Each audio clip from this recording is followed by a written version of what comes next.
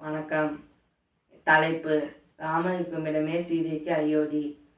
கைகேயின் வார்த்தினால் தசரதனின் சொல்லால் ராமர் வனவாசம் செல்ல முடிவெடுத்தார். இதை கூறுவதற்கு தனது தாயார் கோசலையிடம் சென்று, அம்மா, நான் வனவாசம் செல்லப் போகிறேன் என்றார்.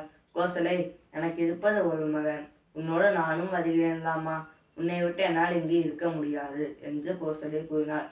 அதற்கு ராமர், தந்தை உடல்நிலை சரியில்லை, எனவே நீங்கள் தந்தையை பார்த்து கொள்ள வேண்டும், ஆகையால் நீங்கள் அங்கு வர வேண்டாம் அம்மா என்று கூறிவிட்டார்.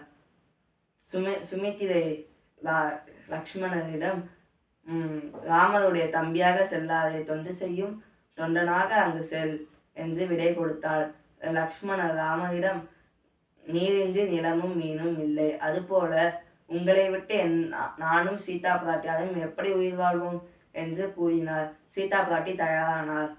ராமர், சீதா, அங்கு நீ வர வேண்டாம், அந்த காடு மிகவும் வெப்பமான காடு, ஆகையால் நீ இங்கே இரு என்றார். நின் பிரிவினும் சுடுமோ பெருங்காடு என்று கூறினார் சீதா.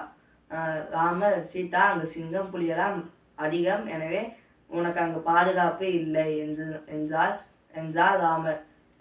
சிங்கம் புலியிலிருந்து கூட நீங்கள் என்னை காப்பாற்ற மாட்டீர்களா? என் தந்தை உங்களை தவறாக எண்ண மாட்டாரா? ராமருக்குமிடம்தான் சீதைக்கு அயோத்தி.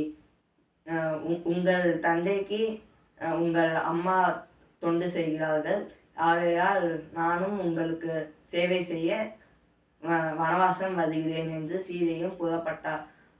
அயோத்தியே துக்கத்தில் ஆண், பெண், சிறியோர், பெரியோர், மான், மயில் அனைத்தும் அழுதனர். ஏன், ஒரு பெண்ணின் கருவில் உருவமாகாத அந்த உயிரும் கூட அழுதது. மற்றவை என்ன சொல்ல? 5 நாட்களாக தசரதர் ராமரை நினைத்து எதுவும் சாப்பிடாமல் பட்டினியாக இருந்தார். தேரோட்டி வந்தவுடன், சுமித்திரரே, எங்கே எனது மகன் என்று கேட்டார். அதற்கு சுமித்திரர், நான் காட்டிலே விட்டுவிட்டேன் மன்னா, அவர் 14 வருடம் கழித்து உங்களை வந்து பார்க்கிறாராம் என்று ராமர் உங்களிடம் சொல்ல சொன்னார் என்று சுமித்திரர் கூறியவுடன், ஐயோ, கூனி வரம் கேட்க சொல்லி கைகை வரத்தை கேட்டு எனது வாய்மையை காப்பாற்றுவதற்காக மாநகரை துறந்தாயே ராமா, உனக்காக நான் விருப்பத்தோடு வானம் துறக்கிறேன் என்று சொல்லி தனது உயிரை விட்டார் தசரதர்.